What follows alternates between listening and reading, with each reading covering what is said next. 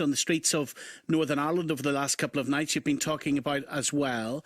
The violence, there has been violence, a second night of violence on some streets in Belfast. It is nowhere near to the extent that it was last night. There have been some snooker balls, golf balls used to attack the police this evening, but the amount of people involved and the extent of the violence is nowhere close to where it was last night. Tom is in Hertfordshire. Hello, Tom. Hello there. What are your thoughts?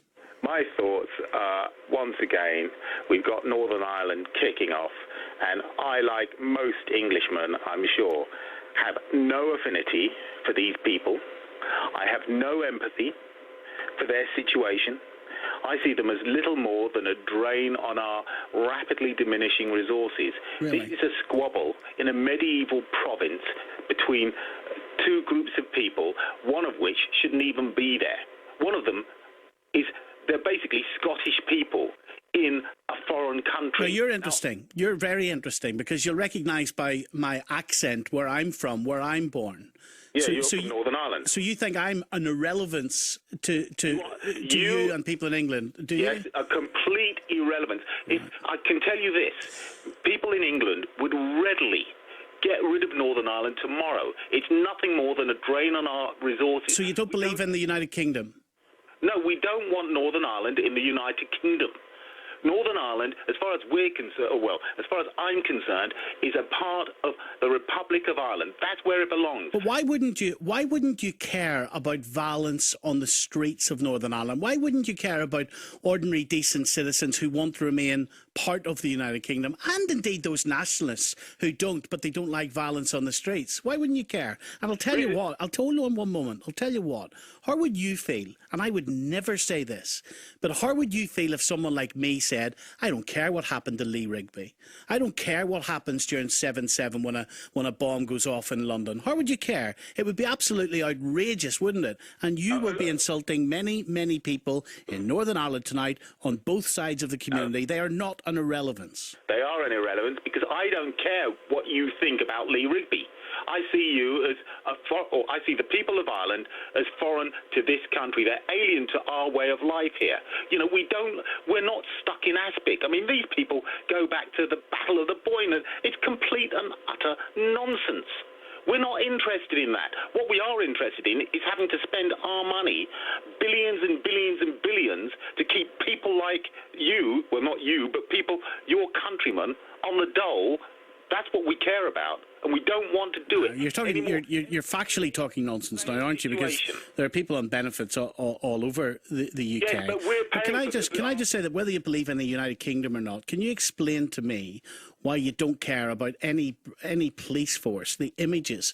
What happens in your mind when you see these images of loyalists standing on top of police Land Rovers and they're trying to batter the police with sticks and golf clubs and...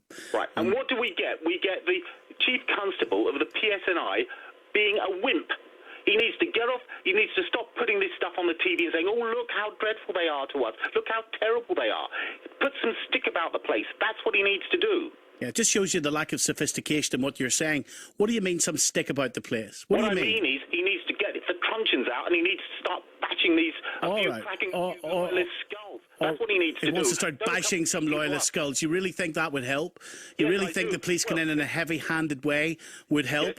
Yes, I do. I think it's high time that happens. You see, I've actually been brought up during when the police have been doing training, and I've actually stood in the lines with riot police during their training, and I've watched what happens, and I've watched the technique of what happens when one of them even tries to break ranks to go and try to arrest someone. And if you don't believe me, YouTube it. You'll see me standing there. I'm in the full police riot gear, and those policemen are being pelted with absolutely everything.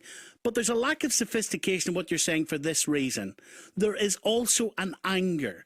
There is no justification for the violence whatsoever for those within the loyalist community. There's no justification for violence in any community. But there is an anger there, and that needs sorted somehow. Now, Gary in Hertfordshire wants to take you on tonight. Hello, Gary. Hello. You can speak to Tom tonight. Go ahead. Tom, I don't know what to say. I've never heard such offensive rubbish from anyone. these people are part of our society. They're part of our country. They're part of our United Kingdom. To dismiss them as a pain in the arse is like saying that all the people starving in Africa are no more than a waste of time. You're an idiot. You're an absolute idiot. Well, yeah, ignoring the personal abuse. Let's just... I'm not personally abusing you, mate. You just have to know... Well, hold on. Rather than calling him an idiot, tell him why you disagree with him, Gary. Because it's humanity. You have to take the bigger picture. You have to look at people's lives. You have to look at their situations. And what is their religion, the way they're brought up. Bigger picture, Genius? You can't just make sweeping generalisations. So you're a long way from Northern Ireland, Gary. You're in Hertfordshire tonight, right? When you see those images of the violence on the street from people who call themselves loyalists, some of them would call themselves unionists. They believe in the United Kingdom, and yet they are battering the police, and they're throwing petrol bombs at the police. They could kill a police officer. And they were doing it last year. Now, why would a unionist try to do that, Gary? Why would they do that? It's madness. It's madness. You cannot justify extremism in any form, and whether they're loyalists, whether they're Catholics, whether IRA, whatever. You can't justify the actions of people like that. And for Tom to come on and just say, sweeping, like, let's get rid of them. It's absolutely ridiculous. Why should he, though? People are part of our society. But, Gary, why should he see millions of his pounds of, as he would perceive it, English money subsidising Northern Ireland, which for many years has not been able to sort this out? Because Northern Ireland is part of the British Isles, whether you like it or not. And personally, I've been over there. I've had some marvellous times. The people are lovely. You can't sweep a whole nation aside. You can reply to him, Tom. Go ahead, Tom. Yeah, you can. The only people that have an affinity for the loyalists in this country are the fascists. They're the only people that really have any absolute bollocks. Hold on. Gary, if you use any further language like that, I will take you off. Sorry. Now, you sound smart enough tonight to be able to articulate your view without descending into that. Okay. Right. Now, the only people that have any genuine affinity for these people are fascists. Now, what I resent as much as anything, I resent the victim status that they accord themselves, these loyalists. Oh, we want to walk the Queen's Highway. In any other place in the United Kingdom, we could walk the Queen's Highway. No, you couldn't. The BNP, the EDL, these radical Muslim groups, they can't just walk the Queen's Highway.